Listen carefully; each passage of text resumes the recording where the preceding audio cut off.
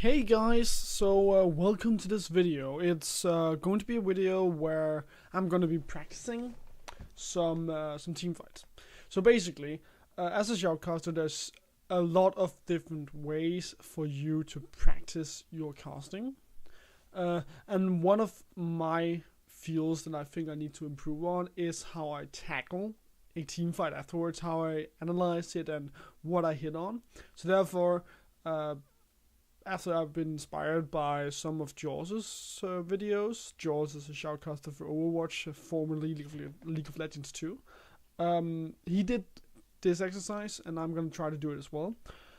What he did was that he shoutcasted over the team fight instead. Now, I'm not a play-by-play caster as Jaws, so I'm going to be analyzing them afterwards. And I'm going to be going for 20 seconds or so. You probably can't see this, but I have like a stopwatch on here, a timer.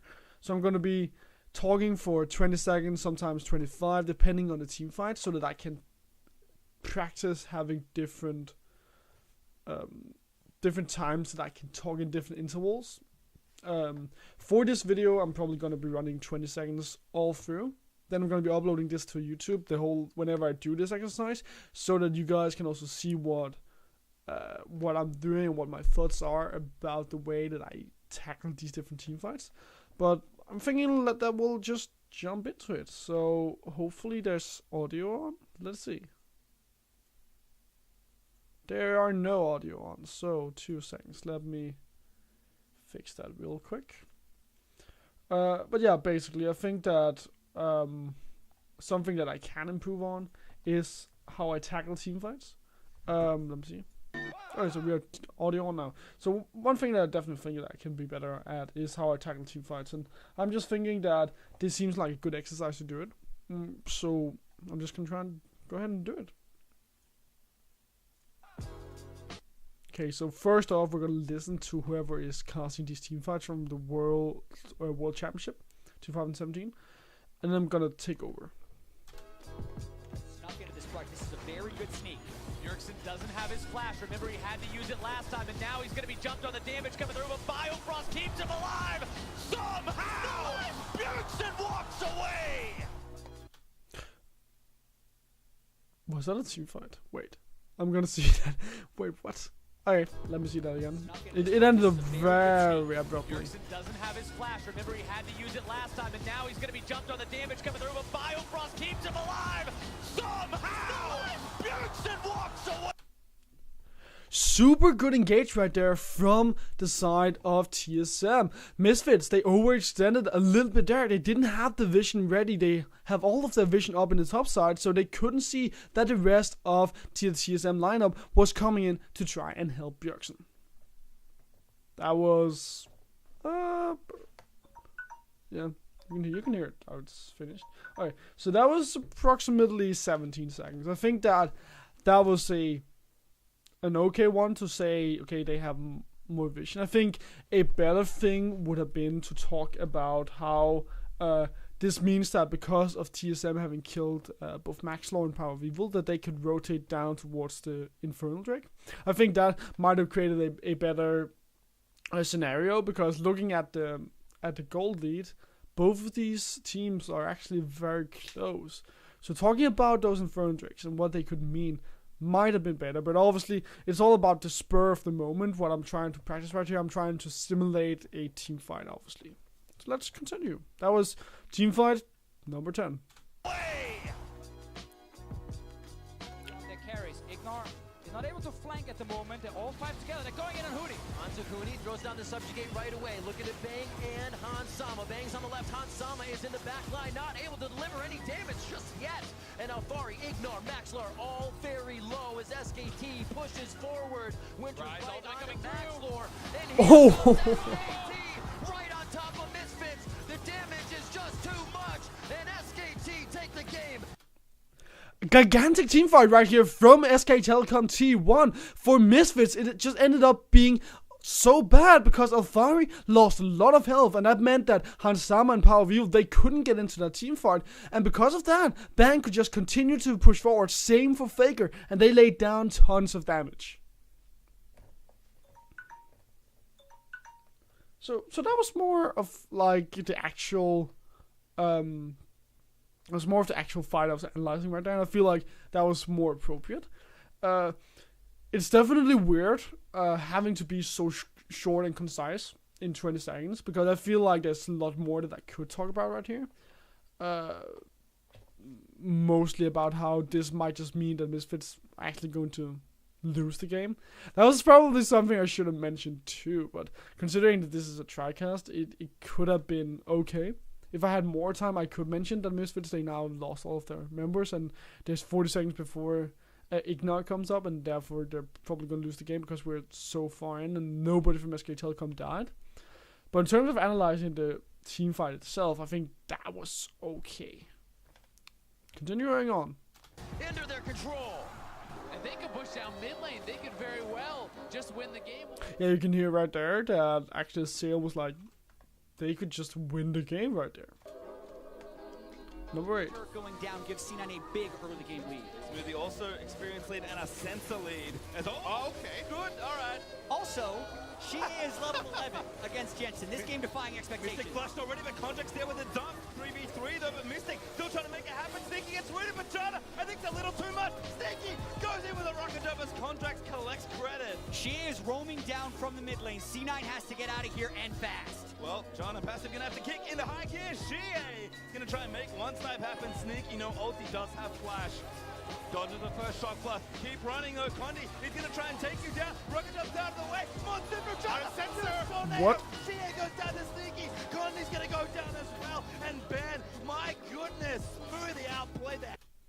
It looked so bad for Cloud9 for such a long time, because it took them so long to kill Mystic because of him getting that wild growth, and Jensen dying in the mid lane meant that CA could just roam down to the bottom side. But with that Ardent Sensor being in hands for Smoothie and Sneaky having both his Berserker Creeps and his BS Sword, he could just lay down so much damage.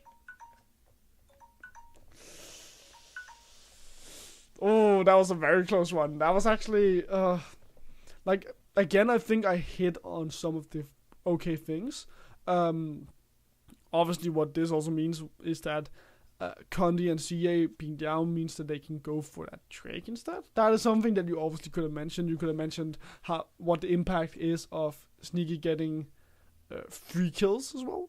So, like, there's such a big diversity to some of these team fights, and this is exactly how you could mention it. Again, this was more me talking about, okay, so this is what happened, and this is why it happened. Basically in 20 seconds. Perhaps 22. Instant teleport down. Now where's the engage? Core JJ can look for the flash. The dash, the quickness, the 3-man knockup into the hero's entrance. Look at the knockup and the damage down. 957 over the slicing maelstrom is doing what he can to turn it around. It's too little, it's too late, and he's down. Crown gets another. Ruler got the first, and Ben will get hyper killed by Cubase's Nom. Gigantic team fight right there from the Samsung Galaxy lineup. Core GJ coming in, landing both his knock-up and his snare, and that just meant that they could insta CC everyone from WE, and with World Elite having with Mystic from World Elite going down, there was no way that World Elite they could fight against Samsung Galaxy. So tripping a little bit over my tongue right there. So one thing that I also typically tend to do is that whenever I'm doing a late game team fight, or perhaps just a big team fight where you can actually get something big out of it, it's very nice to mention the things that the reward that you can get of it. So right here, one thing you could have mentioned is that for Samsung Galaxy, if you look down here, it's not like they have a big minion wave coming in, but they do have just a few minions coming in, and if they can protect those, then they could potentially take down this tower, and that would be a reward in itself for them winning this team fight down the bottom side. But I think I thought that talking about Core JJ, his big CC, was just so much more valuable. Hyper killed by Cubase's Nom. he's always going to be disadvantaged. Hanser is hungry. 9 stacks, no champions, and he's looking for some dinner. 3-3 here. Team WE. Featherstorm start from Mystic. Cosmic Radiance goes down. It's going to get just a few of the members. Shie's on the backside, unprotected, and that may be the focus. Hanser hits him. The entire team collapses. Shie's down. Ben tries to run out here. Mystic on the top side. Beautiful damage coming in from him. The focus is perfect. Sends Garen low. Biofrost goes in for another attack. Featherstorm Look at the resets. but Double Lift has found the resets, and he says, "Here we go, TSM." TSM find themselves the ace. Gigantic team fight right here from fuck. Let me do that one over. You guys didn't hear me say that word. Alright, are you ready? Gigantic team fight right here from TSM. Double Lift just standing in the backline and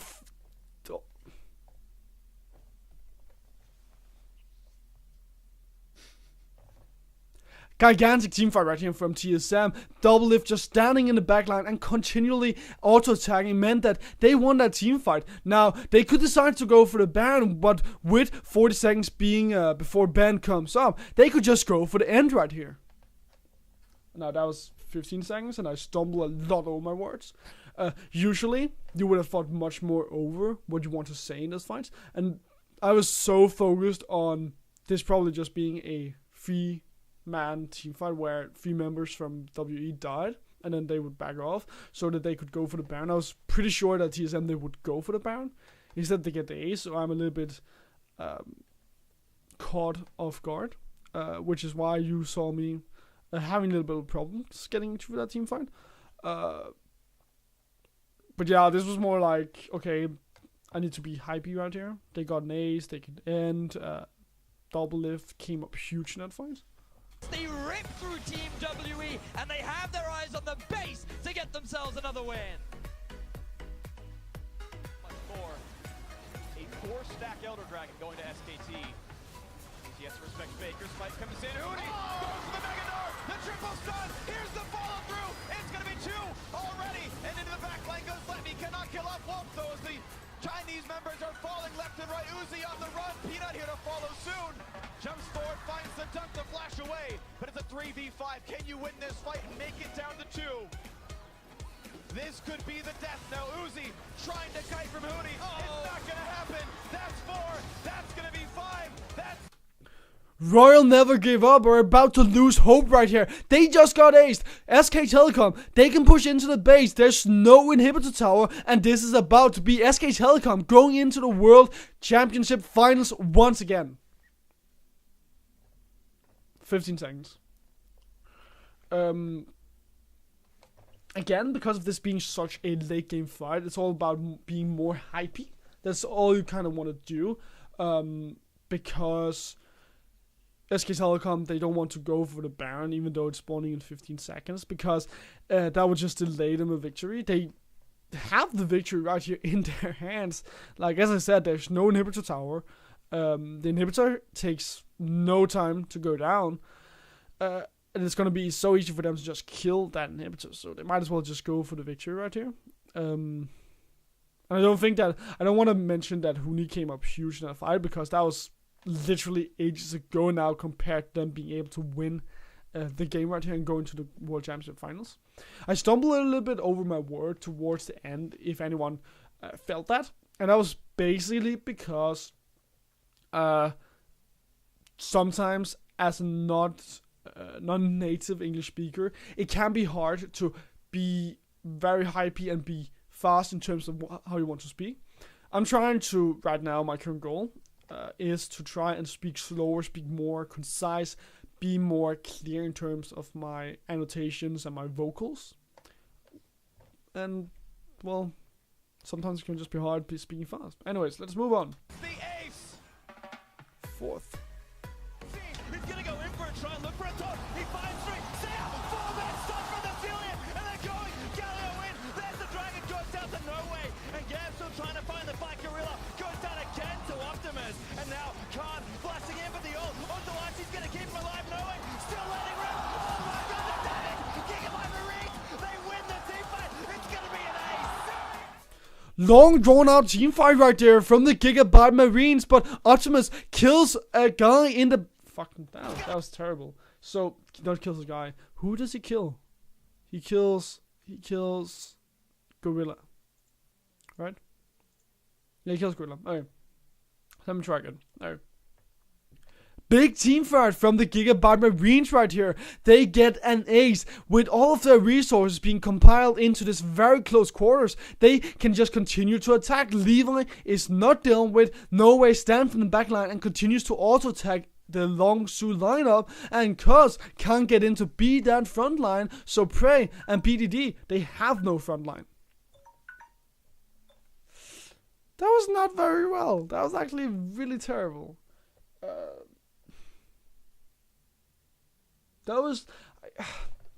I think it was good to talk about how the front line was not there, but it just, the Levi part felt redundant. No Way, yes, he stood and auto attacked in the back line.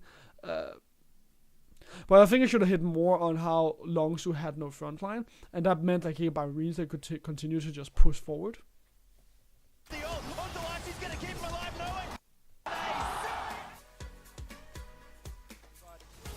Not in a position to fight. Explosive cast does not do much, so the opens are down. Here comes the re-engage once again for Ambition. Wants to add the damage. Look at the blade, Colorado Ruler. Do they have the triple knockup? The follow through for Cuban. And he's going to fight for help, but still one death comes through. The suppression comes in. 4 kills already. One man stands alive, and he's going to fall. The ace for Sam. Gigantic team fight once again from Samsung right here. Kuve comes in and lands a stun onto 2 members, and that meant that he could just stand there and auto attack for so long. But with Crown coming in and utilizing his ult as well, he shut down SK Telecom and allowed for Ruler to just stand there and auto attack. That was not that good as well, I feel like. I hadn't noticed who Crown actually used his ult on Huni. Okay, so he used his ult on Huni. I think what could have been so much better it was that if I had talked more about how Kuve's stun meant that nobody in SK Telecom could get there to be the front line for Bang and Faker. And that meant that Ruler, who already had 2 kills, could just stand there and auto attack continually, and therefore lay down a lot of damage for the Samsung Galaxy lineup squad. Sorry, the Samsung Galaxy squad, which meant that they won the fight. Oh, insane from Samsung. 2. And one fight is all it took for the Twitcher con to get back. There they go. Cataclysmic entrance in. Huge knocker there in the box. Shadow takes that Ruler. Everybody's dead. He gets a double easy, leaps in to grab it, and it's only Crown. Royal never give up. They just pile on top of Samsung Galaxy right here. MLXG comes in, lays down the arena, and that meant that Ledme could use the hero's entrance to knock down everyone from Samsung Galaxy. And on top of that, they just pile all the damage on them. Samsung Galaxy, they lose 4 members, and they're about to lose the base. Okay, so one thing that I also have a big problem with is that I tend to say they too much, or them. And right here, I had, if I go back and look, I think that I said, so for RNG, they piled on top of Samsung Galaxy. Samsung Galaxy couldn't get out. They were in trouble, and therefore Samsung Galaxy, they just died. That was a lot that I just mentioned Samsung Galaxy. That was 4 times. And that's a bit too much. It should have been something like, okay, Royal never give up, landed a good, good cataclysm from MLXG, meant that Ledme could use his hero's entrance, and therefore Samsung Galaxy, they just couldn't get out.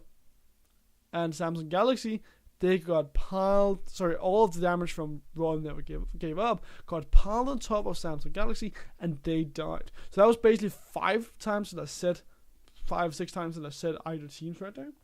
And that's so much better to try and switch a lot, but might have become very, confusing too if I had went that way.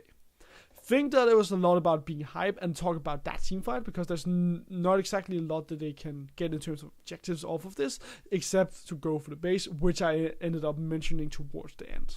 But that is something that, considering that Worlds is usually TriCast, you would, instead of having me say it, I would probably just talk about the team fight and then hand it over to my co-caster in the color commentary, because then they would be able to pick up on what they can get off of the team fight. They're saving the break for now. They got 2 ready. I remember this one. Bang looking to come in. Here comes your initiation. Oh my God! shockwave will find them all. And SKT, with a hell of a response, will take down 4. Wolf comes up huge right here, lands a lot of CC, and that opens up for Bang, for Faker, for Huni to come in and just lay down all of their damage. Faker with his ultimate comes in. No, that was terrible. It's so hard landing Captain Flowers' power level too. Okay, so let me go again. Gigantic team fight right here from Wolf comes in and lands all of his crowd control on EDG, and because of Huni flashing in using his silence, Faker could land a really good shockwave which just piled everyone together so the Bang could just stand there, auto attack with his ratatatat and kill EDG. An okay one as well, I think. Now, again, because of me going more for the team fight, I feel like because of it being top 10 team fights, obviously they're very hype. It's very hard to then talk about the objectives that they can get afterwards. And again, if it was a duo cast, which I usually do, then I would have to talk about the objectives too, or my play-by-play caster could throw it back to me, which would probably be more likely. But it's just a hype team fight, and you really want to talk about these hype team fights. But if you had to talk about the objectives, you would also say, okay, SK Telecom, they just nearly aced EDG, so going for the Baron is the right decision. That's what they should be going for. That's the way that they can push forward in this match. But nonetheless, this has been top 10 team fights, analyzing from me. So it's basically just this video is all about me practicing this off broadcast, because obviously you would want to do it more in the spur of the moment, but because of me having other objectives to focus on in these broadcasts that I do whenever I'm casting, I thought that, well, whenever I just have time, it would be a good exercise to try and go through some of these team fights too. And this is why I'm recording it, so that you guys can see that I'm also doing something actually to try and improve, but also so that I can look through it later on and say, okay, this team fight was garbage, this team fight was good, and this is what you can do to improve. But with that being said, thank you for watching. I hope you kind of enjoyed this video and perhaps have had a little bit of an educated time. Of course, find me on Instagram, Facebook, Twitter is probably the place that I'm most active. But Instagram is also a place where I post a lot of stories so that you can see what I'm doing. With that being said, thank you for watching. Leave a like and subscribe. All of that stuff, you guys know the rhythm. And I'll see you next time.